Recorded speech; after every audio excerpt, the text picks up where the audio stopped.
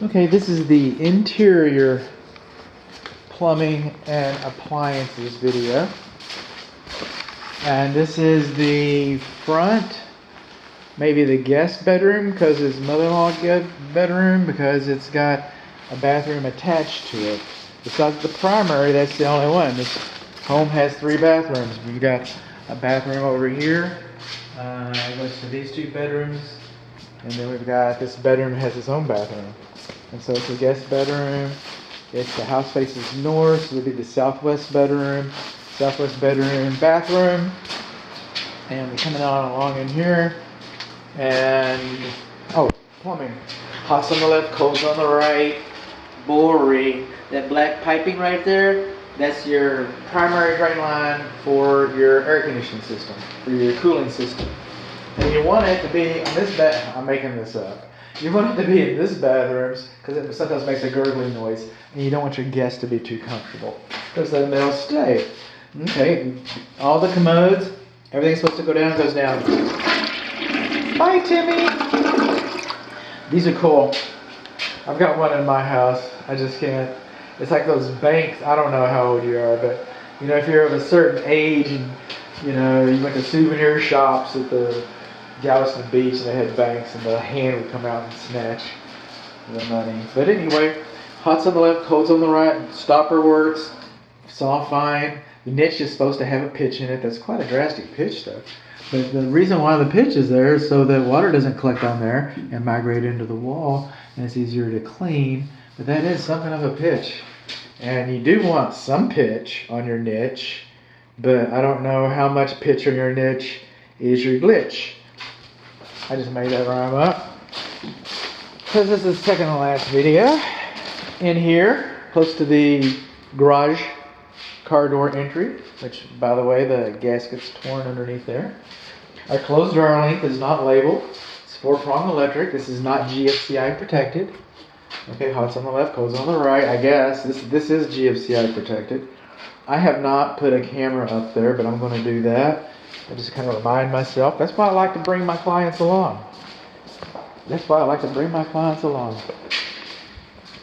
And you know what? I'm just going to move front to back instead of counterclockwise. Here we are. And again, boring. Hots on the left, colds on the right. These are called foul lines, and I'll talk about that when we get to the kitchen because it's going to be creeped out. Now this is an interesting thing. It's kind of an appliance thing, but this is your electric receptacle outlet. This is the main one, the master, if you will, and all the bathrooms are connected to this guy. And I can't test it whether it works electrically. Why not, bud? Because it's got reverse polarity.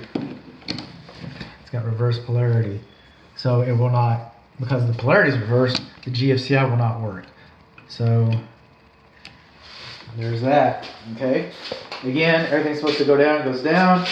Again, stopper works, hots on the left.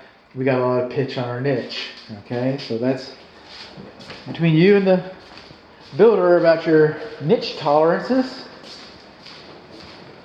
And then we'll kind of move on up. And this is kind of interesting. Okay, this is an appliance. The ceiling fan is out of balance. All right. And I have not worked, you already know this, I have not worked the furnace. I have not worked the air conditioner because they're not ready for operation, according to Joe, the project manager. But the fresh air induction fan, I'd hung up so I could put it together in the attic. A video that, this is plumbing. So yeah, video you saw earlier about the HVAC system, about the heater, indoor air handler in the attic, showing you the fresh air induction fan. It was pretty interesting because when I put it back together, if you remember, that fan does not have a filter, and I put it back together, and the air circulation, the fresh air induction fan is working on its own and cycling on and off, but it is working on its own, and it is working without a filter. So heads up on that. We're coming on along, and we're coming in here, and this is like, you know, I sent my client, dear client, I sent you a picture of this already. They had a plumber in here today, and he was running scopes and cameras and all kinds of stuff in the sewer, and he's running water. And apparently he was responding to a complaint. Me and him talked very briefly, but we did not talk much. He was, how shall I say, I wasn't prying, and he wasn't just giving up a lot of information about that. So he was kind of tight-lipped about the problem. So you might want to talk to the builder about that. This is pretty interesting. This is a shower, of course, but this shower pan is cracked. That's not a hair, okay? That's a crack. All right? Maybe they can seal it. Maybe you're happy with that. Maybe it needs to be replaced. I don't know, but as it is, it's not very good. And I would, that causes some concern for me.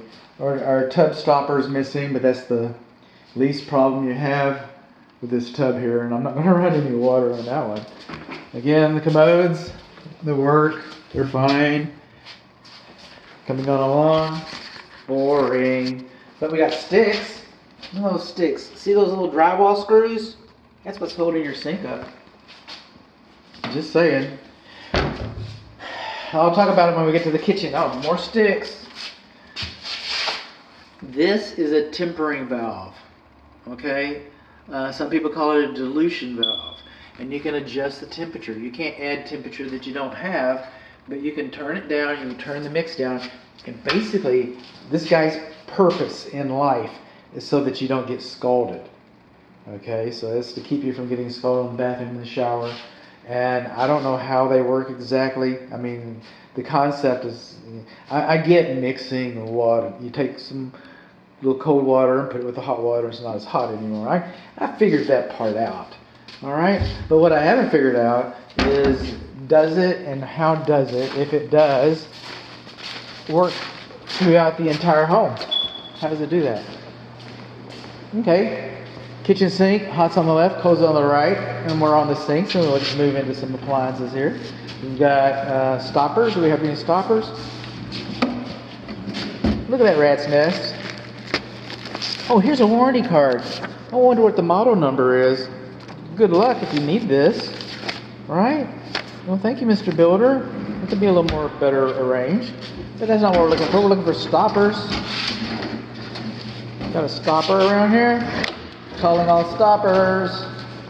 All points bulletin for stoppers. There we go. Stoppers. Oh, and the gas key for the fireplace. I put that in my notes if the gas key wasn't there. This fireplace does not work. There's the stoppers. How about that? Wow, I think they could put all that in the... Oh, that would be too much trouble. Okay. This is an automatic fireplace. Screen's on it. I'm not going to molest it. There's the gas. This should be on. It doesn't come on. The clicker comes on. The gas doesn't come on. Oh, I got an idea. I can do this much. Some things I can't do. Some things I can't do. But it doesn't mean that I'm helpless. It doesn't mean I can't do nothing. I got to do something, right? I just can't have a glorious job like this. But the gas is on. Gas is off. It's not going to turn on that way. Gas was on. So the igniter comes on. I can hear it, but I don't hear any gas. I don't hear gas. I don't see gas. I don't see a flame. Now, if you come back with wooden flooring, you do not have a hearth extension. I'll put that back where it doesn't belong. If you come back with laminate or wooden flooring or carpeting, it's too close to the fireplace.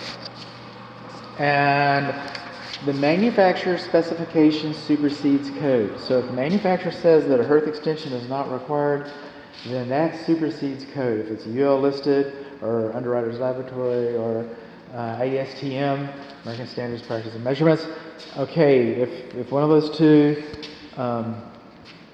organizations approve the installation, the manufacturers apply to them so that they're certified, so that they're safe by the Consumer Protection Agency. So it goes through all these safety measurements, and if they say this installation is acceptable, then it is. If they don't, well, now we're talking, okay?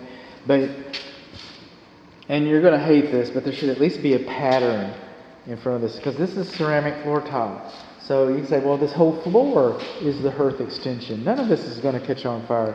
It's a glass front. It's not articulate. It's never coming off. The only reason why they have the screen on there is so it looks like it's real, or they did it because it meets, you know, that's how they got UL listed, because all fireplaces, no, they're not. Interior fireplaces are not required to have a screen. I'm not sure. But anyway, nothing's getting out of there. But if it did, you don't want it to land on something that's burnable. And you shouldn't have, I mean, this creates heat. And you shouldn't, you know, be walking this close to it when it's, you know, you don't want somebody tripping and face planting themselves on that. So what some people have done, and a lot of people have suggested, so a few people have done, and a lot of people have suggested, is changing the floor pattern in front of there so that people are aware that's a fireplace, that people are aware that's hot, that people are aware of their environment. And I get it, you know, it's like in the breaker box, which you're seeing in the service panel. Oh, you got to wrap the hot wires with black tape, you know. Well, yeah, no. Anyway, so much for that. And it's in the report, and so we come along. It's 1/3 horsepower garbage disposal. This is called a foul line. This goes to the bathrooms. It's called a foul line. F-O-U-L. Hillbilly home inspection. That's how we pronounce it. That's where all the germs. That's where all the cooties. That's where all the bacterium and the viruses hide. That's where it hides, right there. The builder will tell you, your realtor will tell you, just put a little bleach on it. That's what I hear all the time. It's supposed to cascade down like this. We got our stoppers, we got our overflow drain for the dishwasher. Dishwasher is just a rocking on and on. Okay, it's a 1/3 horsepower food waste disposal. I can see we got pattern fittings. We got individual disconnects for this. Now,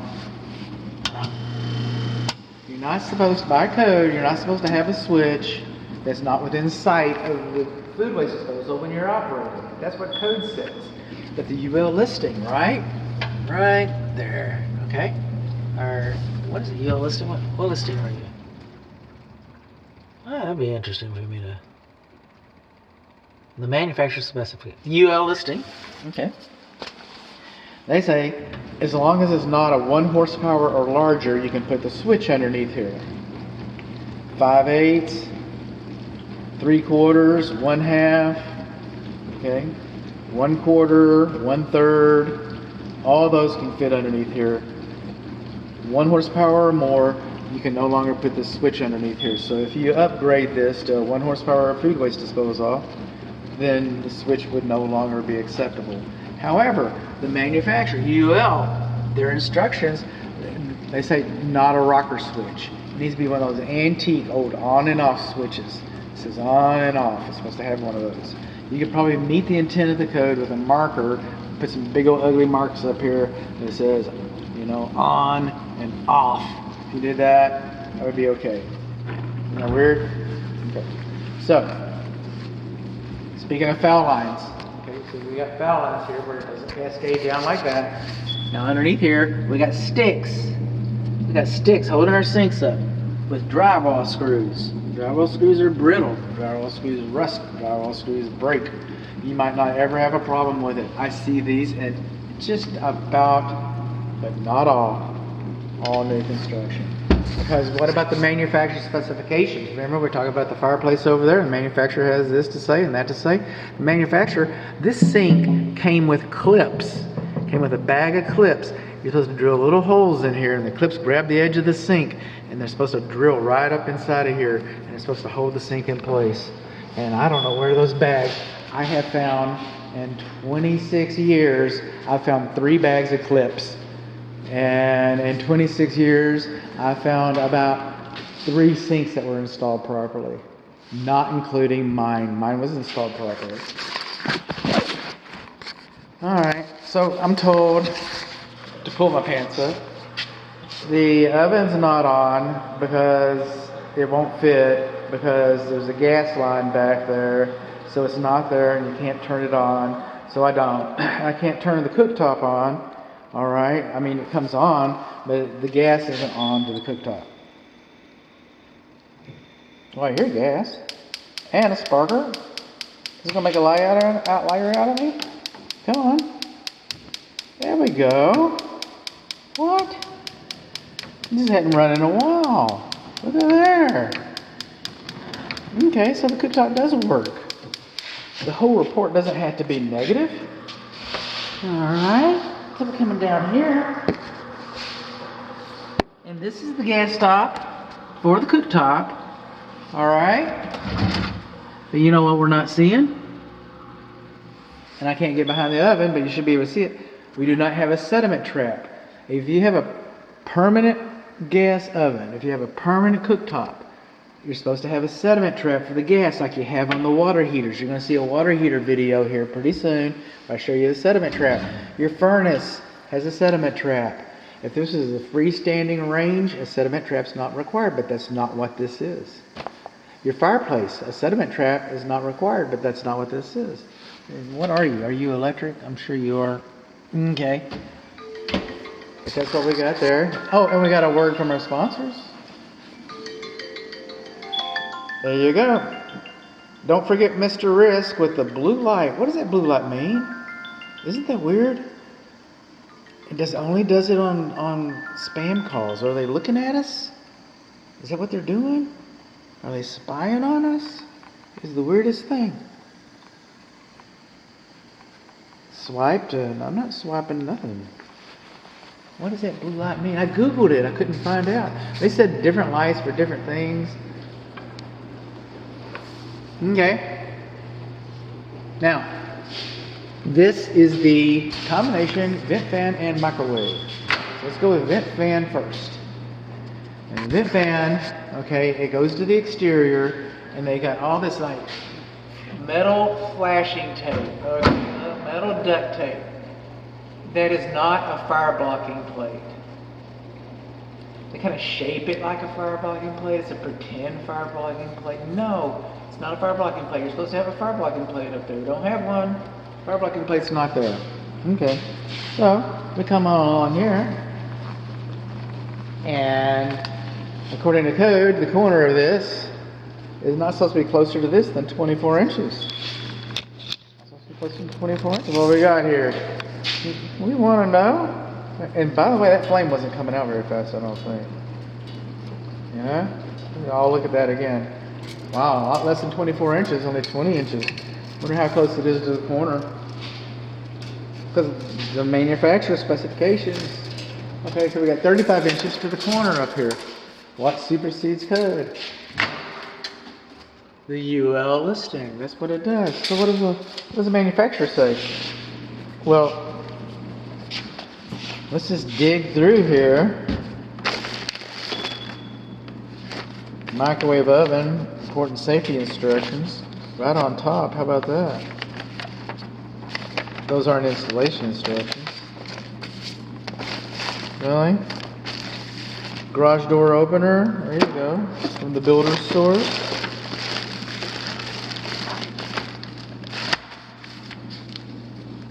Oh, how about that? Building plans. Now I know what to call the room. That's bedroom 4, bedroom 2, retreat. What is that? Optional study, master. We don't call it master anymore. Family room, nook. Oh, that reminded me. I'm glad we got in there. Hang on. Our nook is GFCI protected. And I've been seeing that a lot in dining rooms and stuff. I've been seeing that a lot. The GFCI from the kitchen, one of the kitchen circuits goes this far. And I have gotten, mixed references. I had a great reference one time. They told me it wasn't acceptable. It was not acceptable. And you know what? I can't find that reference any longer. Is it out of date? Did they take it away? I was Googling it, so thermostat, danger.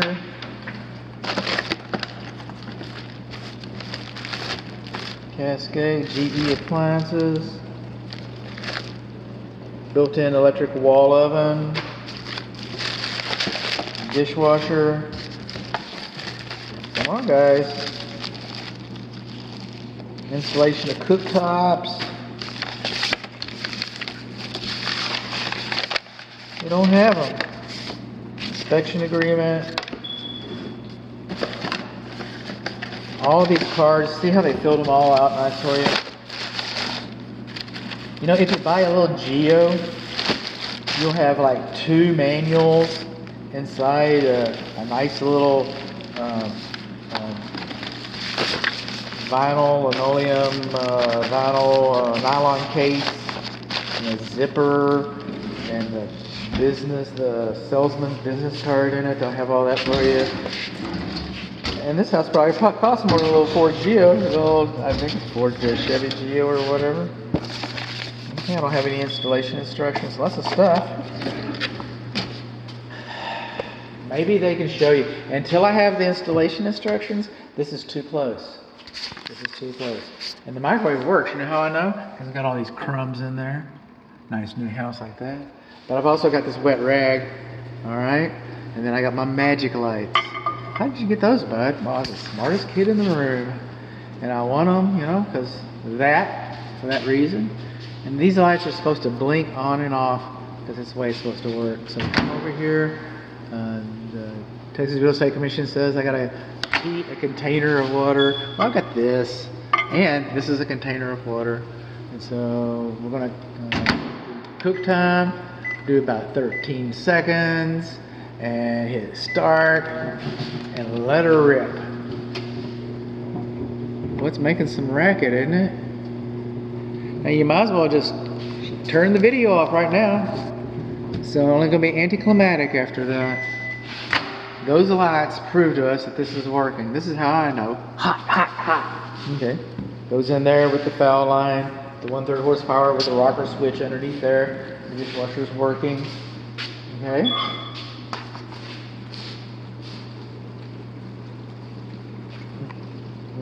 Get all my belt done. That is all of our interior plumbing. Oh. And by the way, coming in here, GFCI, 2 circuits, GFCI, I've tested all that. I tested this too. And okay, I got your power. No GFCI for the refrigerator.